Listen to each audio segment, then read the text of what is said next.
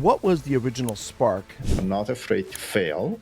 I do what I do because I enjoy it. You could not download a Linux distribution from the US. There is a lot of money to be made in the ransomware ecosystem. That is so simple. Why doesn't everybody do it?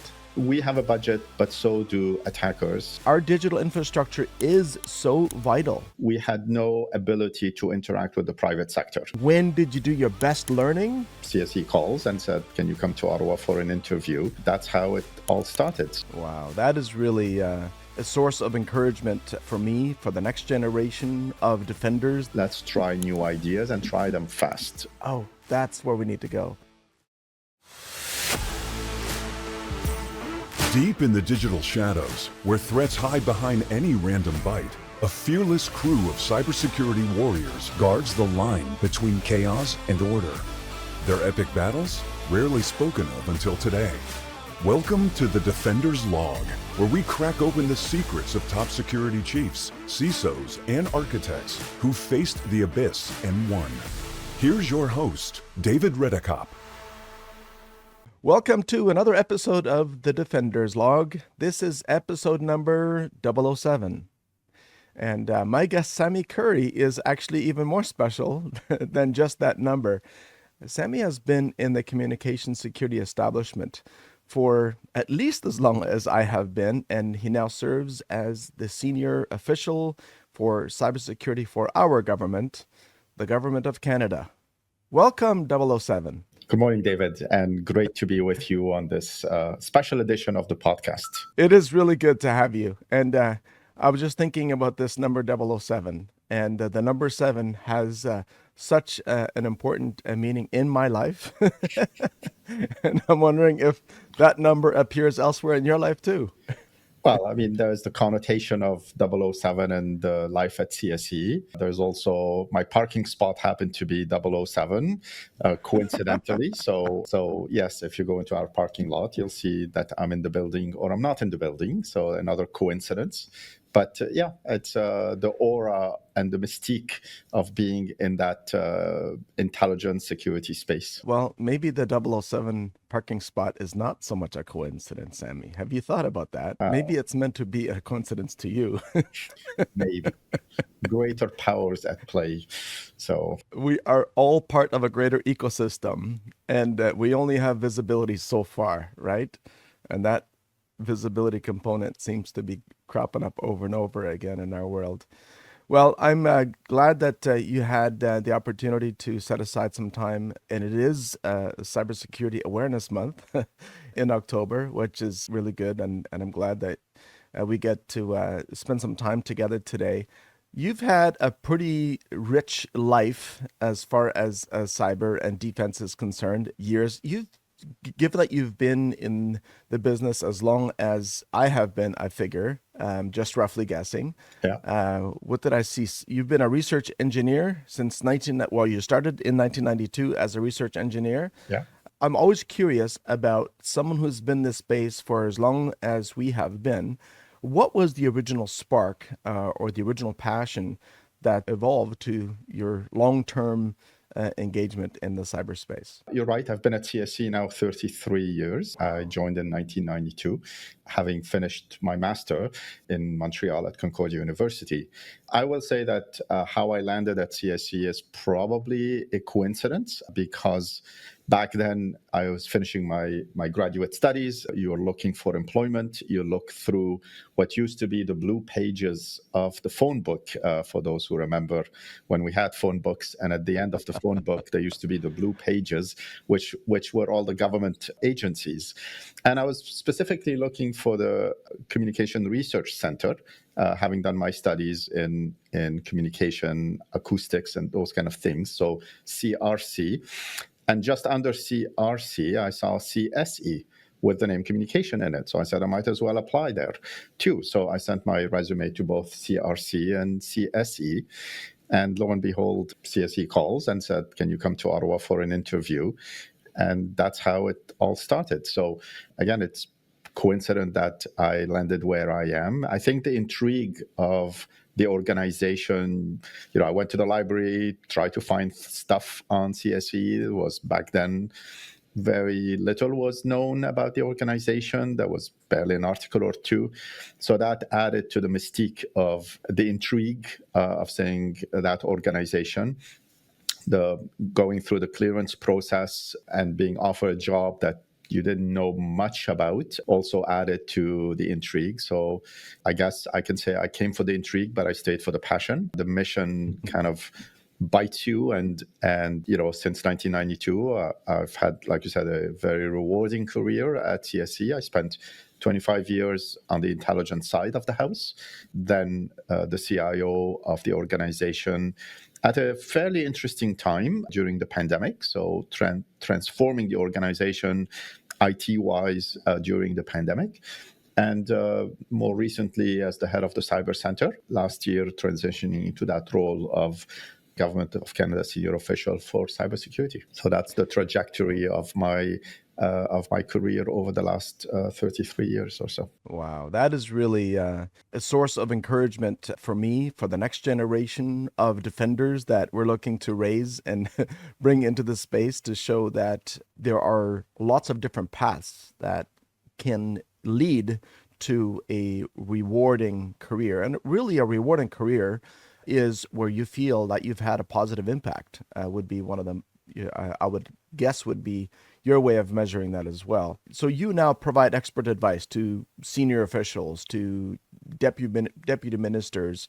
Can you tell us a little bit about what your day-to-day looks like today? The day-to-day varies. So there are no 2 days alike, just like there are no 2 cyber incidents alike. Today, for example, we're recording that podcast, but I'm also preparing for an overseas trip next week. So for getting my notes ready. If I'm not traveling, which I do a fair bit of travel, sometimes inside Canada, sometimes outside Canada. So outside of those travel windows where I end up speaking at events. So earlier this week, I was in Toronto speaking at a supply chain risk management event. Last week at an insider threat event. Next week, I'm in London. So outside of that window, I participate in some committee on cybersecurity. It could be, associate deputy minister level. It could be deputy minister level committees where hopefully I provide some my perspective on sort of the evolution of our cybersecurity landscape, or some current thinkings around kind of our digital landscape in government and beyond. I am participating in other meetings at CSE. So while I am at CSE, I also am part of the executive committee of CSE, so I do take part in some of these meetings when I'm not traveling. So that's a bit of the day-to-day that keeps me busy, getting ready for travel, recapping outcomes from trips that I might have taken or conferences I might have attended, and seeing how we can connect more dots, and otherwise read and catch up on email. So that's what a day-to-day would look like in my life. It occurred to me that we used to always look at the difference between technology innovation as it happens versus public policy catching up. And that gap is what very often gets used and abused. And a lot of that had to do with just the pace of innovation, the pace of changes that occurred over the last number of decades, well, especially since the internet, right?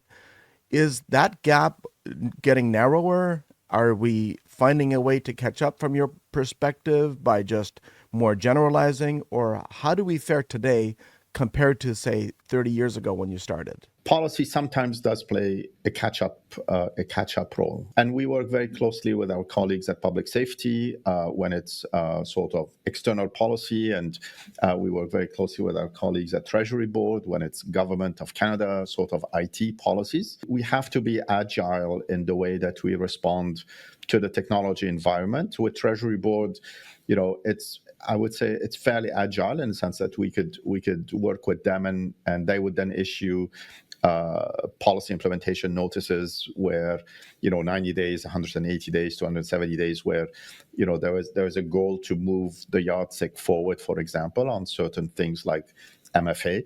Outside of government, we work with public safety. There is a consultation process, and then there is a government agenda that has to be factored in. So we learned, for example, from the first national cybersecurity strategy, which was released in 2018, that having a cybersecurity strategy that is outlined in 5 years might not be realistic in today's fast-moving technology environment. So the most recent cybersecurity strategy that was released earlier this year in 2025 has hooks in it for additional plans to be tabled. So we're not going to prescribe the entire cybersecurity strategy in a big document over 5 years, but we're going to identify the pillars that strategy is built on, and then work in a more agile way to develop, for example, a talent plan or a maybe technology innovation plan and those kind of things. So we do learn to adapt over the years to sort of that fast-paced move in the technology space. Very good. And I've certainly noticed that there's been, over the last while, there's been an increased amount of transparency in terms of what the real threats are. Obviously, as incidents occur, there's still no wisdom in immediately sharing too much information, because keeping certain information quiet and secret gives the defender an advantage. But over time, that does need to come to light in order for other defenders to learn from what happened behind the scenes. Like, I'm recalling how the NSA had these very advanced tools that were being developed within their own red team that eventually came to light. And then the moment it came to light, then of course attackers started to use the same strategies.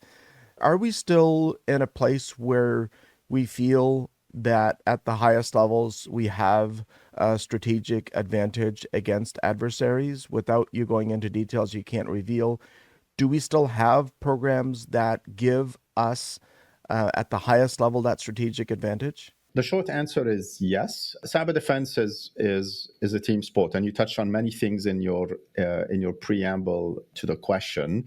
So the Cyber Center was stood up in 2018. So prior to 2018, we had no ability to interact with the private sector. So part of the 2018 National Cybersecurity Strategy was a recognition by the government that there are some capabilities at CSE that needed to be made available to the rest of Canada. And the Cyber Center at that point was stood up and given a mandate to sort of spread its wing across the Canadian landscape, not just across the Canadian government. And that's where we reach out to talk about alerts. We publish lots of advice and guidance.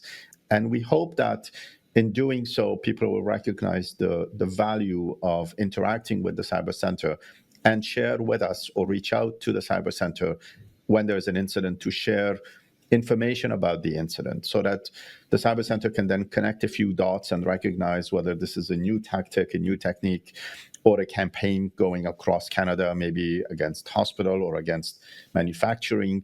So that ability to connect the dots is something that the Cyber Center can do, but also understanding the nitty-gritty details of what's behind an incident is something that the Cyber Center could do. So it's a two-way street there. The important role also where the Cyber Center is positioned is super important to touch on, because it lives within CSE, which has a foreign intelligence mandate.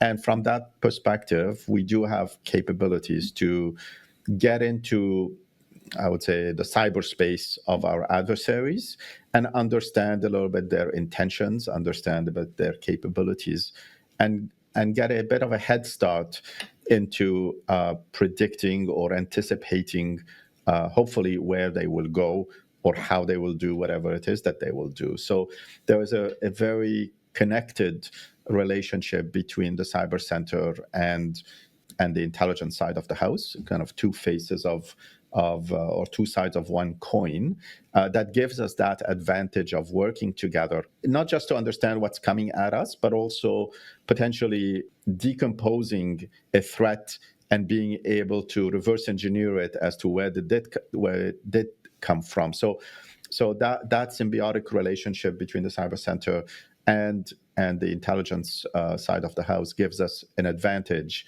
that I would think puts us in a good position to not only defend Government of Canada network, but also be up to date with the state of the threat that Canada faces out there. That's really fascinating, and I'm so encouraged to hear that that is progressing forward. And I'm wondering if there's also integration with organizations like Citizen Lab out of the University of Toronto. Is there collaboration as well? Describe collaboration as rings of collaboration. So at the innermost ring of collaboration, of course, it's the Cyber Center and the intelligence side. So within CSE, that's, I would think, the innermost ring. And as you step outside, then we have the tripartite with Treasury Board and shared services to look at Government of Canada system. And as we step maybe one ring outward, then we work with public safety and other government departments to look at maybe more outward facing public policy on cybersecurity. Then we get into critical infrastructure, all sectors of the Canadian economy, be it finance, being telecommunication, being healthcare. We will reach out to all of these in order to work with them, including academia in some cases. So without naming names and saying we collaborate with one organization versus another, I would say that, wherever we identify an opportunity to work with partners out there, we will leverage that opportunity. It could be one-on-one, and it could be sometimes one-to-many. You bring a few folks in the room who agree to, in a way, park their competitiveness at the door, work in a collaborative way for the good of their cyber defenses or for the good of the country. So we will use whatever model works best. And there's no cookie cutter approach. So in some cases, in particular sectors, we might bring them together, and others industries might prefer to work one-on-one with us. Of course, there's always a capacity issue, but having said that, the teams at the Cyber Center will know how to prioritize the best value for outcomes in that case. Oh, that's really good to know. And if we get down to one specific incident that is now so far past that I think the world already knows all the details that are knowable about Nortel. Nortel, when the incident happened, it didn't happen overnight. It happened over a period of time. And we got into this crazy place where the total market cap of Nortel represented the highest ratio of our total GDP. Like, it had never arrived at that level of value in history before or since. Like, that is how outsized importance we allocated to this company called Nortel. And it was the pride and joy of Canada, right? It showed evidence of tremendous amount of collaborative engineering that brought necessary products to the world at the right time, just when communications was really surging. Was there any involvement at that time yet from a senior government level as it became very clear what was happening with Nortel at the inside? Ooh, that's a tough question. But, from a cybersecurity perspective,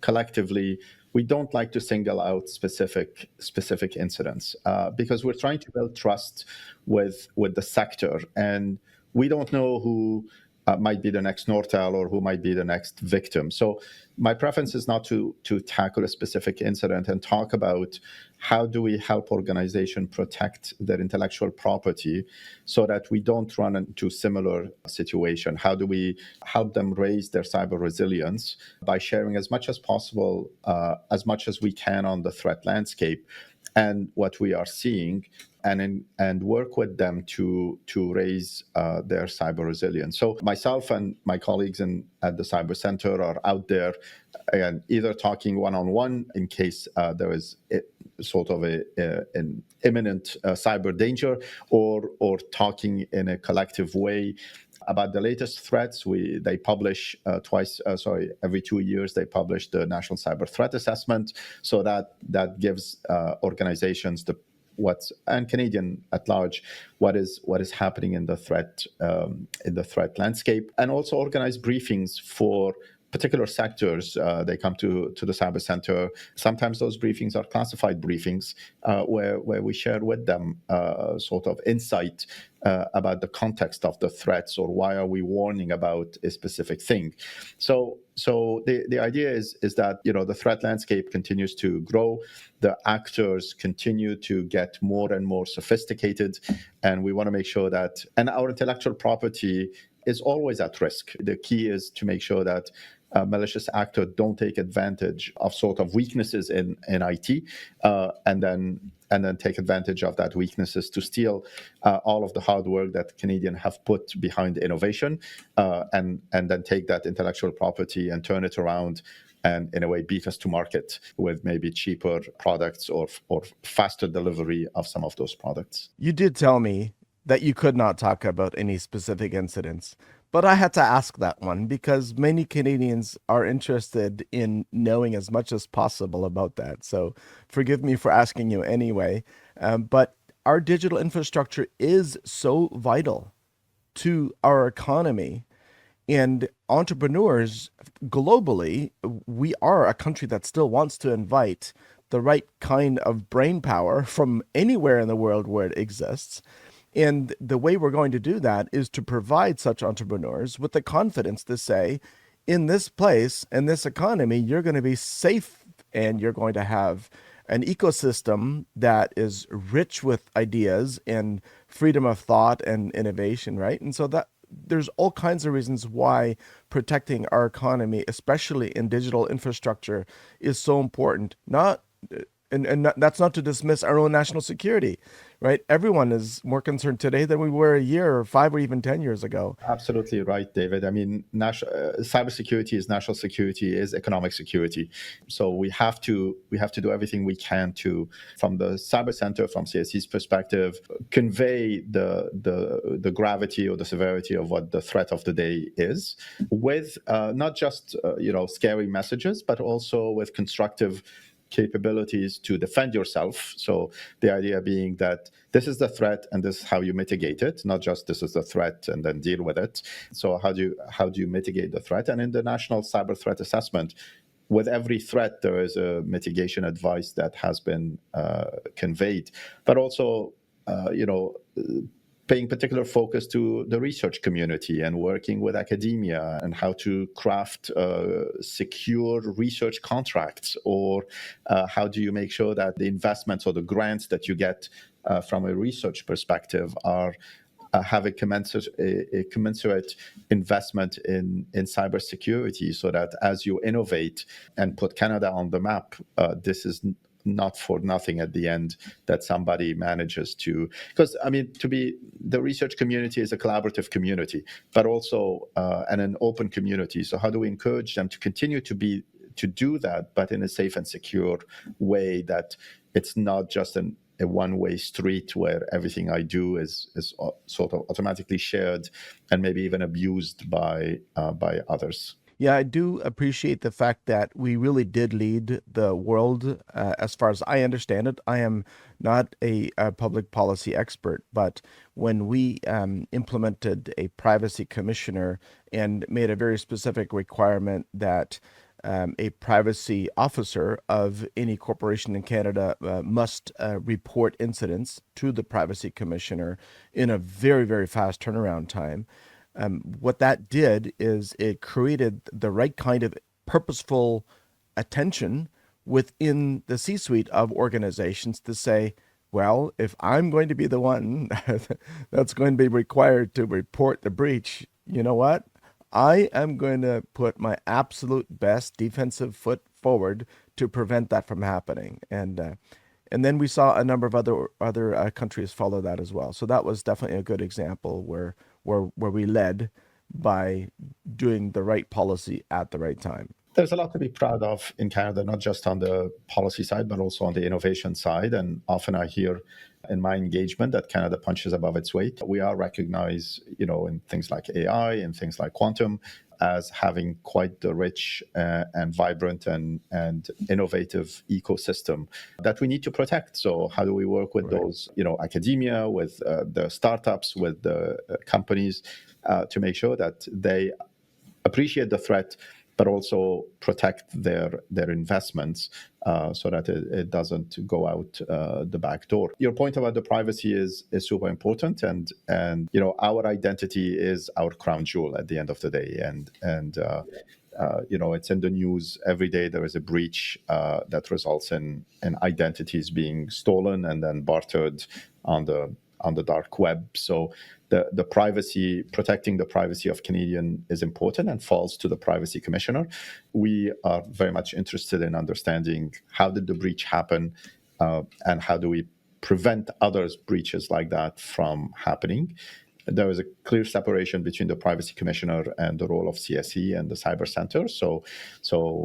And corporations need to understand their obligations from a privacy perspective toward the Privacy Commissioner, but also, I would say their role as good corporate citizen, because there is no obligation to report incidents to the Cyber Center. But I would hope that their role as good corporate citizens to recognize that there is value in reporting that incident, that we hold that incidents in the highest respect and privacy, as you pointed out. And as I mentioned, we don't talk about incidents publicly, and I will never go out publicly and shame a company or talk about an incident that they suffered. And because we want to build that trust, and we want to continue to interact with them and learn about how it happened. So one is an obligation in law for the Privacy Commissioner, and the other one is being a good corporate citizen. Yes, exactly.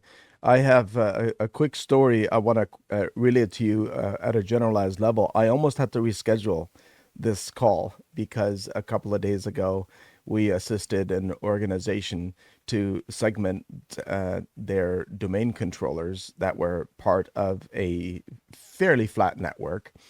And the important thing was to put the domain controllers in a separate network segment altogether. And this was not unplanned. Like, this was planned in a very detailed way to do it in a method that would cause no disruption. And no matter how much planning you do, and no matter how much buy-in you have from all those teams that you just described, because the net decision was made that there is some risk. However, the value is that in our target state, we have a very strong security posture that will prevent X, Y, and Z type of attacks. X, Y, and Z. You can tell I am speaking a lot to our American friends, so I've almost adopted the American pronunciation. Ended up happening is the entire project went about 6 times longer than we wanted to. But once you go down a path, you get to a certain level where a rollback is no longer practical, right? And so it's very interesting. But the other story that I remember from back in the 80s is, remember, the United States had a strong encryption export prevention in their public policy. And so as a result, you had simple SHA, I think it was SHA 256 that could not be exported as part of any code. Well, and since that was part of every basic Linux distribution, it meant that you could not download a Linux distribution from the US if you were not in the US. Do you remember that? I remember something along those lines, but I know Canada also had its export control legislation, and we are part of the Wassenaar Agreement, which limits, for example, the export of cryptography to certain countries. And it started with DES 64-bit, then it went to triple DES, and so absolutely, it's an evolution of how do we live in a global system, but still manage it in a thoughtful way. Let's switch for a moment to evolving cyber threats, where I don't know if public policy plays as much of a role in it, or maybe it does. When you started your research, it was a completely different landscape than it is today. And what are your thoughts on the fact that ransomware continues to gain momentum as we see it today? Is there any bright white light at the end of this tunnel as we fight this? You're right in the sense that ransomware continues to be the number one threat that Canadian organizations will face, and not just Canadian, but around the world. But because we are Canadians, I would say Canadian organization, there's a very high likelihood that they will be a victim of ransomware as the number one threat that we are seeing. Why is it flourishing? There is a lot of money to be made in the ransomware ecosystem, and the malicious actors have adapted their tactics and techniques over the years. As it used to be that they would lock your system and ask for a ransom. As we got better at having backups and told them, we're not going to pay the ransom, like, go away, I have a backup, they moved to, well, I will steal information now, and I'll lock your system. So we've seen in some cases that double jeopardy where they would lock your system and steal the data first, then lock your system and ask for a ransom. And if you didn't pay the ransom, then they will threaten to leak the data and force you to pay it that way. And now we're seeing less of locking systems up and more of that stealing data out of networks because that data has value, and they found a way, those malicious actors have found a way to monetize that data in the dark web. So any organization that sits on a pile of data becomes eventually at risk of having that data stolen and then bartered on the dark web, and consequently a ransom asked to be paid so that the data is not sold. So are we seeing a bright light at the end of the tunnel? I would hope that the more we talk about the threat, the more we talk about what organizations can do to defend themselves, we'll have less and less incidents of ransomware. We're not there yet, so it's important that we don't take our foot off the pedal, as we say, and continue to talk about the plight of ransomware, to get organizations to continue to invest in raising their cyber resilience, in encrypting the data. You can steal the data, but if it's encrypted, it's of no use to anybody. So encrypt the data, build strong defenses around your network. It's not just a technology piece. So there's a lot you could do in the technology, but it's also there's a human dimension about training, about education, and all of that to build a strong cybersecurity posture to make a dent on cyber, on the ransomware. In Canada, there is no law against paying ransom. Often when I'm asked the question, I say it's a business decision. If a company wants to pay the ransom, it's up to them to weigh the pros and cons of paying the ransom. But it's important to recognize that in paying a ransom, you are in a way putting money back into that ecosystem. So you are fueling the development maybe of new capability. You are dealing with a cyber criminal, and there's no telling whether or not they will hold their end of the bargain. Some cyber criminal claim that there's honor among thieves. That remains to be seen. Paying the ransom will not rewind the clock and will not get you back into the pre-incident state. And there is no guarantee that if it's known that David paid the ransom, that another cyber criminal will come after you to say, well, if he paid Joe, then he might pay Jim, or if he paid Lockbit, then he might pay Klopp or whatever. So those are some of the pitfalls or some of the consideration for paying the ransom. Two other thoughts I would add to that ransomware conversation. Working with industry with things like secure by design, secure by default, to make the products more secure from the get-go. So you don't want to buy a product and either security becomes an option that you have to pay for, or buy a product that the security is not well thought of, and you have to consider, or you have to spend a lot of energy securing the product. Like ideally, you want to get it out of the box, put it on your network, and have it secured by default. And that's why the secure by design upstream, secure by default. The other thing I would mention is CSE in 2019 received some authorities to conduct cyber operation. And those authorities give the organization the ability to, figuratively speaking, slap people on the wrist for misbehavior. And in our annual report, we have acknowledged that we have carried out some of these activities. We quote the number in our annual report, and that we have imposed the cost on cyber criminals. We don't go into details against whom and how, but it's a capability that CSE has put to use since getting those authorities in 2019. That is really good news. I did not even realize that. So speaking of secure by design, secure by default, you and I actually met at a cybersecurity event in Washington, D.C. of all places. And I remember very distinctly Dr. Amit said, you need to speak with Sami. And there's like 30 people around you trying to get your attention. When we finally got through the queue, you were so gracious saying, okay, I'm sorry, but you only have 2 minutes. I'm okay. Let me tell you about Don't Talk to Strangers in 2 minutes. And I remember so clearly you made very good eye contact with me, and it was very clear that you understood and that you said, that is so elegant. That is so simple. Why doesn't everybody do it? And I've taken some time to think about that question, but I thought now I'm going to pose it back to you. Why do you think everybody doesn't do it? We teach our kids not to talk to strangers, but from an IT perspective, don't talk to stranger, don't go to a website that you don't know. It's still, it's not ingrained in the way we live digitally, right? And you get an email with a link, there's element of curiosity, you click on the link.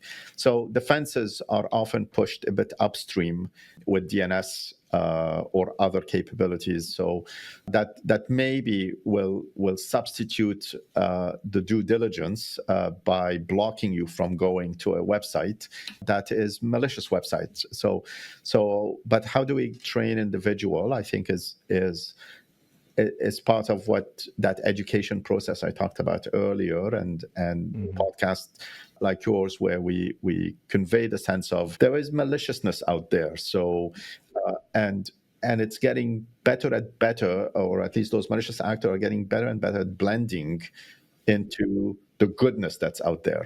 So how do we make sure that we stay on guard? We spot or we distinguish the stranger that is malicious from maybe the stranger that is good, and don't talk to the bad strangers as opposed to don't talk to the good strangers. So when I spoke to you at the conference, you were a good stranger, but there might be some bad strangers out there that I don't want to talk to. Right. Absolutely. I guess in our vernacular, what we've been using is that once a domain is trusted and it resolves to an IP address, then at that moment, when the source has been verified, the destination has been verified, and it now resolves, now that IP address is not a stranger for a short period of time, because our services are severely operating under ADHD. So they forget a second, 60, 120 seconds later, whenever the time to live expires, they're a stranger again. Anyway, so, yeah. But I like this idea as well of good strangers versus bad strangers, because in real life, that is how it is. And I'm having a fun experiment with people that are aware of the risks, that have that educational component already that you describe. And my encouragement to them is, please click on every single link, because that way you'll be forced to go through all of the layers of protection. And if there is something that, still ends up getting leaked through, then we want to know about it. We know it's going to be less than 0.01%, but nothing is 100%, but our intent is to close that gap as much as possible, to make it so expensive for the attacker to ever be able to do anything malicious that they just leave and go elsewhere. That, at this point, we feel in 2025, in October Cybersecurity Awareness Month, is the single philosophy that I think will work, is just making it too frustrating for the attacker. You mentioned something absolutely right, David. We have a budget, but so do attackers have a budget. And if we keep raising the cost on them to conduct or to carry on a malicious act, at some point they will that budget will run out, or they will figure it out. They're too hard, will go elsewhere. And like you, I don't care where they go as long as they don't come to Canada. So we'll push them out of that Canadian landscape. The other thing is we're proud to have been partnered with CIRA, the Canadian Internet Registry Authority, with Canadian Shield, which is a way of stopping you from talking to what I would say bad strangers.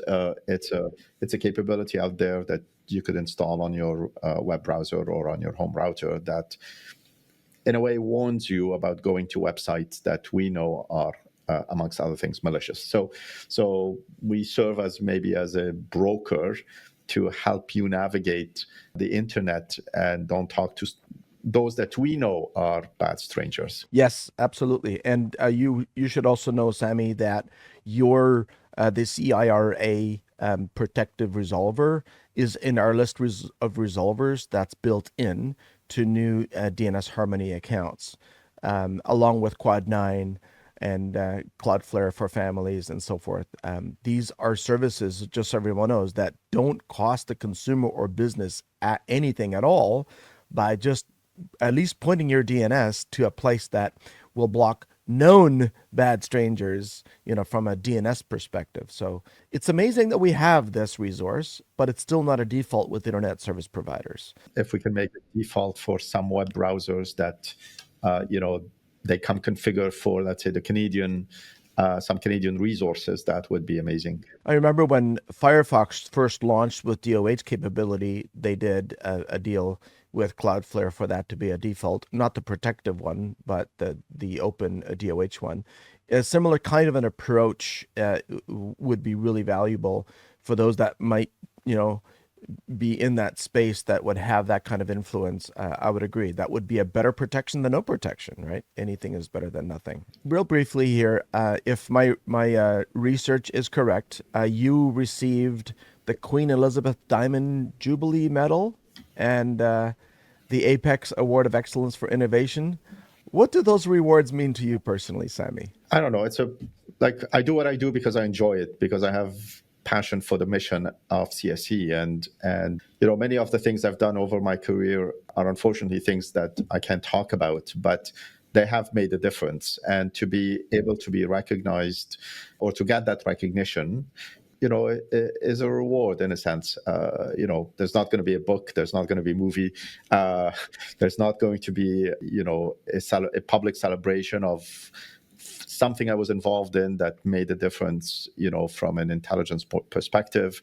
So for the first one, for the Queen Elizabeth, that was a sort of contributions over my career on the intelligence side of the house. For the Innovation Award, I've always been one to push the envelope on innovation. I'm not afraid to fail, but the idea is let's try new ideas and try them fast. So ever since, I joined in 92, it was, this is cool, but let's make it cooler. And I think we have made significant advances in how we tackle some of the challenges that we tackle because of that mindset of innovating and this is how we did it yesterday, but let's try to find another way. So giving my teams, when I was a manager, a director, a DG, that latitude to try new things and to support them in that endeavor. And if they fail, it's not about a blame game, but it's, okay, what have we learned, and let's move on. So those two things are a recognition from, at the point, the leadership of CSE for the contribution I've made over the years to be a recipient of those awards. And I want to say, Canadian cybersecurity landscape has benefited from your failures, because the failures had resulted in the success. I had so much fun with one of my sons this week that was emotionally down about the failures. And I said, who's a bigger failure than you? Your dad. I failed and I failed and I failed and I failed. And then I got up again. And it's so key, because we don't get to the answer in an easy way. If we ever ask somebody, when did you do your best learning? They never share a white, fluffy, easygoing story. It is always about the failures that preceded the discovery, the absolute disappointing results that finally led to the one bright light bulb. Oh, that's where we need to go. As a manager, you have a role to support your teams. And I think since joining CSE and becoming a manager, this has been sort of my motto and my way of working is I'm there to support the team and make their life easier. So clear the hurdles and make their life easier so that they can do what they do best, which is get the job done. Sami, I feel like we're both at a place where we're in our prime, in the sense that I feel like the positive impact we can now have is only bright. And to that end, what is the one bit of hope or one bright beacon that you see or one piece of information that you'd like to leave with anybody that's reading this transcript or listening to it or watching this podcast? The bright one piece of advice. I mean, listen, this is a very exciting space we're in, and living exciting times, notwithstanding the cybersecurity challenges that we are seeing. But it truly is a team sport, and we would encourage young folks, young people to join. It used to be that, maybe it's rare these days to have somebody join an organization and stay 30 years in one place. But so more and more we're seeing young folks join CSE and then maybe after a few years get the itch to go to the private sector. And it's no longer seen, teasingly I say, you're a traitor for leaving us, but it's actually it enriches the ecosystem, the Canadian ecosystem. To when you come to CSE, you get the perspective of what we do here, and then you go and work for the private sector. Sometimes you come back, sometimes you don't, but it truly making that partnership work is more and more we're building that partnership. It feels more like a team sport now. It's no longer just one or two people, and we need all the voices out there, your voice, my voice, and many other voices to continue to promote that need to make a difference while we continue to innovate. So Canada has been known for innovation. We're respected worldwide. We have an amazing story to tell on cyber defense. We are recognized by many of our peers as leading the pack when it comes to cyber defense and defending the government. But how do we push that beyond just the government walls and encourage that partnership with the government? We are trying. I remember we had a chief of CSE many years ago. He said, we need to think and act like the private sector, recognizing that we work in the government space, but we need to act and speak and move with greater agility. And that's what we're trying to do in those partnerships. So my hope is that we will make a big difference and we will take all the help we can get because we need help. I don't have the entire solution to Canada's cybersecurity challenges, neither does my colleague at the Cyber Center, but we all have to add our voices to yours and many others and continue to drive the message that that perseverance will pay off and we will be in a better space and a happier space. Our mission at ADAMnetworks is very simple. We protect people. And so having gotten to know you and a better understanding of your role in the CSE and all of the other areas where you carry an influence has me in a place of gratitude. Thank you for what you do, for making the world a better place, and for allowing us to, complete our or keep on working on our mission. I'm not sure we'll ever complete it, but we will keep on working. So thank you, Sami, for coming on today, for spending time with me, and I look forward to seeing you at future conference events. Thank you, David, for that opportunity. It's a great kickoff to Cybersecurity Awareness Month. And I very much enjoyed our time together, and maybe have an encore at another magic number, not 007, but we'll find another one to live through together at some point. That sounds good. And then maybe at that point it'll be an order of magnitude or not. But I have so many sevens as I was thinking about this morning on my drive in. Yes. So I look forward to sharing those with you as well. And yes, let's do it encore. I agree. Bye Absolutely. for now. Bye. The Defender's Log requires more than a conversation. It takes action, research, and collective wisdom. If today's episode resonated with you, we'd love to hear your insights. Join the conversation and help us shape the future together. We'll be back with more stories, strategies, and real-world solutions that are making a difference for everyone. In the meantime, be sure to subscribe, rate, write a review, and share it with someone you think would benefit from it too. Thanks for listening, and we'll see you on the next episode.